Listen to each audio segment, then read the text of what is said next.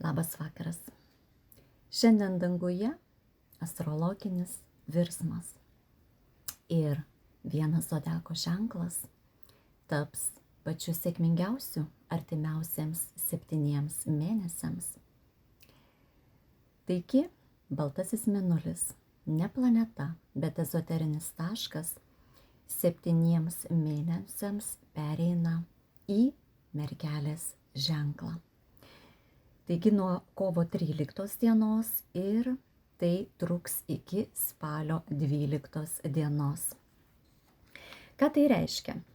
Kad būtent mergelės ženklo atstovams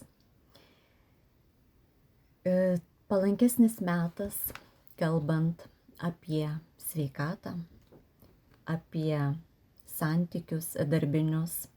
Apskritai visos mergelės pagal saulės ženklą, pagal ascendentą, pagal galbūt mėnulį turite mergelės ženklę, kitų svarbių taškų. Tai jūs galite pajausti tokią vidinę šviesą, daugiau tikėjimo, daugiau optimizmo, daugiau sėkmės. Bet nepamirškime, taip mes ir matome šalia, štai pasislinkau, tas baltasis mėnulis kaip tik ir besileidžiantis karminis mėnulio mazgas taip pat yra mergelės ženkle. Ką tai reiškia? Tai reiškia, kad per šį ženklą, vadinasi, galime gauti tiek sėkmės, tiek dovanų, bet ir atpirkimo, atpildo susijusio tiek su sveikata, tiek su santykiais darbiniais, tiek su buitimi, su atsakomybe. Žodžiu, įvairiose srityse gali paliesti. Tai savotiškas ir patikrinimas, bet vis dėlto, sakyčiau, ir daugiau šviesos. Tas atpildas, atpirkimas nebėra toks skaudus, toks pavojingas, kaip sakyti, toks skausmingas. Vadinasi, bet kokiu atveju artimiausius 7 mėnesius daugiau šviesos, daugiau tikėjimo ir visiems zodiako ženklams. Bet ypač palies būtent tuos, kurių gimimo metu baltasis mėnulis buvo mergelės ženkle. Žinoma, kaip ir sakau, ir visas mergeles gali paliesti, bet būtent tuos, kuriems yra savotiškai tokio palaiminimo metas, sakykime, kuriuos gali apdovanoti balto mėnulio šviesa. Tas datas parašysiu po įrašo tiksliai, kada esate gimę ir, žodžiu, tuo gimimo momentu tais metais, ar tikrai jūsų baltasis mėnulis buvo mergelės ženkle. Galėsite pasitikrinti datas pačias. Taip, esminis dalykas, kai sakau, kad atpildas, atpirkimas, tai reiškia apdovanojimai galimi, bet ir praradimai. Jeigu nesiorientuojame į tikėjimą, į dvasinį tobulėjimą, į menus, į gamtą, į tą vienatvę, sakykime, nes tik vienatvėje ir vyksta tas tikrasis dvasinis prabudimas, girdėjimas savęs vienatvėje, tyloje. Tai bet kokiu atveju mūsų visų kolektyvinė užduotis šiuo periodu, šiuo metu yra teikti pagalbą kitiems, būti empatiškesniems, jautresniems, altruistiškesniems.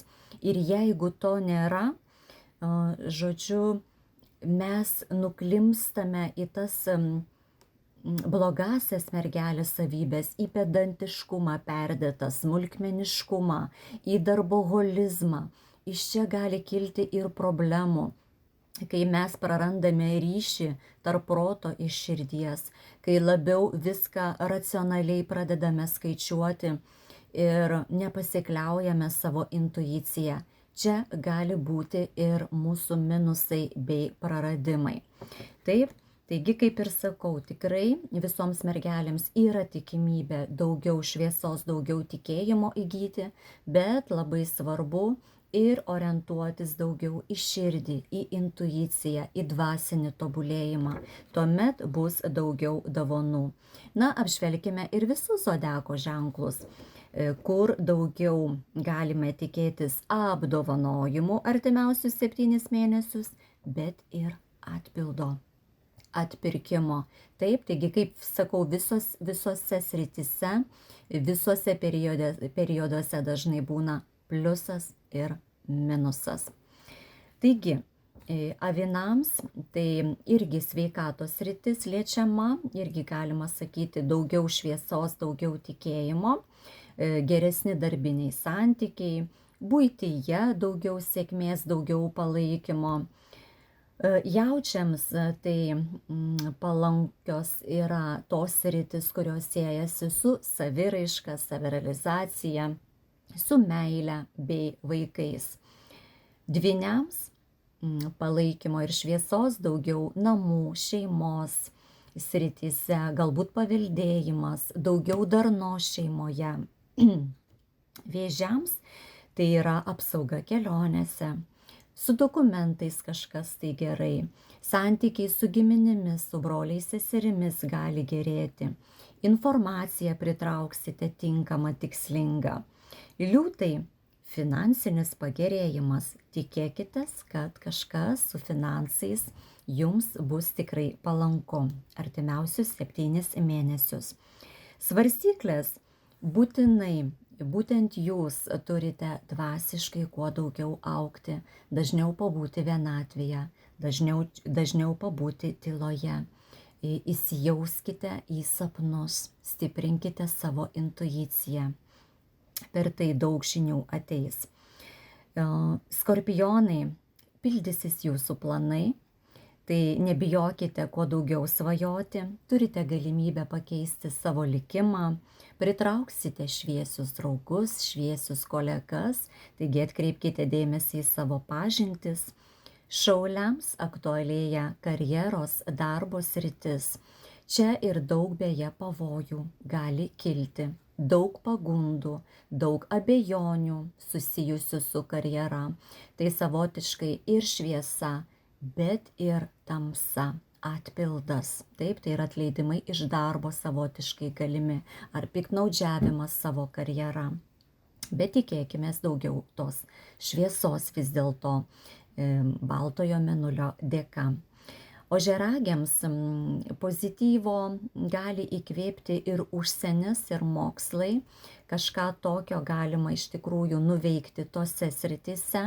Galbūt ir kažkokius naujus mokslus pradėsite, tai tikrai yra palaikymas, ypač kad susiję su aukštaisiais mokslais. Vandeniams stipri apsauga. Angelas sargas savotiškai tupi ant peties. Taigi saugo jūs. Ir tikrai ezoterikoje galimas tobulėjimas, proveržis, apskritai biolaukas labai stiprėja vandeniams. Na ir žuvis, tai palaikymo, šviesos, daugiau tikėjimo ir vilties, tikėkimės būtent santuokoje, partnerystėje. Bet čia ir atpildas ar atpirkimas. Taip, taigi labai priklauso, kiek atidirbtos yra jūsų tos sritis. Ir kiek jūs labiau tarnaujate, tarkime, sutuoktiniui, partneriui, ar vis dėlto pasiduodate, žodžiu, labiau ego, ar ne, veikia negu ta tarnystė, supratimas kito asmens. Taigi visada yra 2 medalio pusės. Linkiu rinktis pozityvėje. Linkiu visiems daugiau šviesos, daugiau tikėjimo ir gražaus mums jau prasidėjusio pavasario. Netrukus ir astronominiai naujieji metai. Na ir komentuok savo zodiako ženklą, ar jauti, kad daugiau gyvybės ir tikėjimo ateina būtent į tą sritį, kurią paminėjau. Gražaus vakaro.